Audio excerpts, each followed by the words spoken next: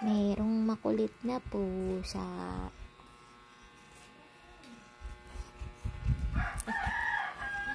Saan ka punta? Merong makulit na pusa.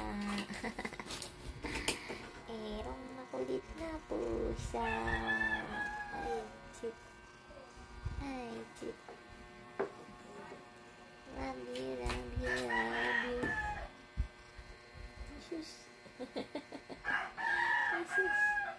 Isis naman yan. Isis, Isis. Isis, Isis.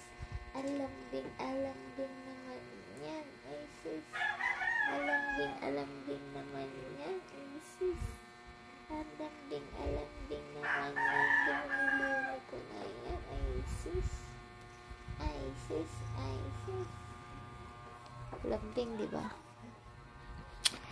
Kaya hindi yan sama naman ang tingin mo kay nanay. Kaya ang mga alaga natin, kailangan lang natin silang intindihin. Hindi yan gagawa ng mga bagay na alam mo yun, yung agresibo kung wala silang nafe-feel na something. Or minsan naman meron akong alaga kasi may nagiging alaga tayo na aggressive talaga, depende sa pinagdaanan nila. So yun, katulad yung kay Tanji, may napagdaanan kasi yan dun sa last yung owner. Yung kay Lucas naman, siya yung pinaka first kong pusa na matagal ko itong inalagaan, yung talagang ako yung nag-alaga. So wala pa akong knowledge nun about sa cats. Kaya akala ko dati, nung kitten pa lang siya, kapag ka nagkakagat-kagat siya, tinotolerate ko. Hinahayaan kong kagatin niya ako kasi kitten pa lang naman siya. Baby pa siya, so parang ang cute pa, ganun. Pero nung lumaki-laki na, yung talagang yung mayakap na sa braso ko para pagnigilan yung braso ko. Aba, sa akin na pwede yun na. So parang kasalanan ko, kaya siya nagkakaganyan ngayon. So parang binrake ko yung ganun. Inunti-unti kong ayusin yung alam mo yun, yung relationship namin na mali kasi na sinanay ko siyang ganun. So ako yung may mali since wala pa akong knowledge nun sa pusa. Ngayon, kay Tanji, yun, inaaral ko yun sa kanya. Dinidisiplina ko na siya ng ganun, kung paano ko nakuhang disiplinahin si Lucas. Kaya si Lucas nagbago-bago na. Bukod sa nakapuna siya, nagbago-bago na. Si Tantan, nakapuna rin yan. Lahat sila actually kapuna. Pero si Tantan, nakapuna rin yan. Pero yun nga, since siguro nga sa dati niyang owner, yung experience niya doon, tapos pinipilit gan pa siya nung yung kapitbahay namin dati. Kaya siguro may ganyan siyang ganyang ugali na biglang kagat-kagat, biglang din. Si Luel, yung babae ko, may ganon din siya ugali, yung parang pag hinawakan mo siya sa belly, yung paa niya itatadyak-tadyak niya, tapos gaganyan yung kulo niya din. Kasi tingin ko naman defense mechanism niya yun, since hindi niya nakikita yung taong kakarga sa kanya, kukuha sa kanya, humaharot sa kanya.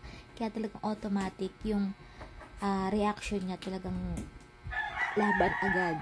Kasi kahit buhatin ko siya, gentle yan si Luel. Pero pag kinukuha, talagang binubuhat or hinahawakan, ang bilis niya talagang yung reaction niya. Talagang defensive agad. Kasi nga siguro dahil wala siyang nakikita.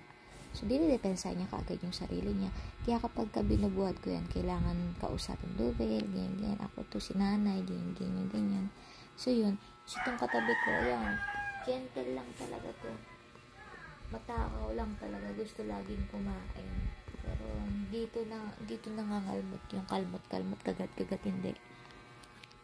Nagagano siya sa mga kasama niya, pero sa akin, hindi. Ayun, sweet lang yan. Sweet naman yan. Sweet naman yan. So, yun lang. Naaawa kasi ako dun sa may reason talaga yun kaya nagganon yung pusa na yun. May reason yun. Hindi naman natin nakita lahat sa video pero may reason yun bakit siya nagkaganon. Hindi yun magkakaganon ng ganon-ganon lang. Tama na rin na kung totoo nga na pina-adapt yung pusa, okay na din na pa-adapt niya na din. Kasi baka may trauma na rin yung amo, tsaka Hindi ko alam eh. Baka may history. Hindi ko alam. So, okay na rin na pina-adapt niya. Pero sana yung nag-adapt dun kay Yami ba yung pangalan niya? Nag-adapt kay Yami. Tiyagain kilalanin siya. Tsaka ibibigay din kung ano yung kailangan ni Yami.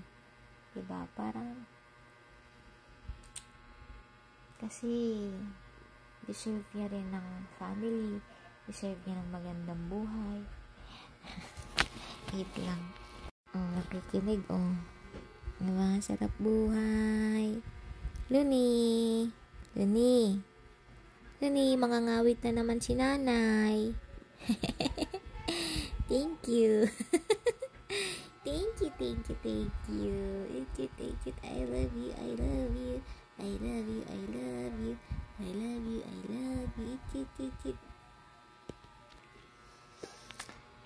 So, yun lang. Naawa lang ako dun kay Yami.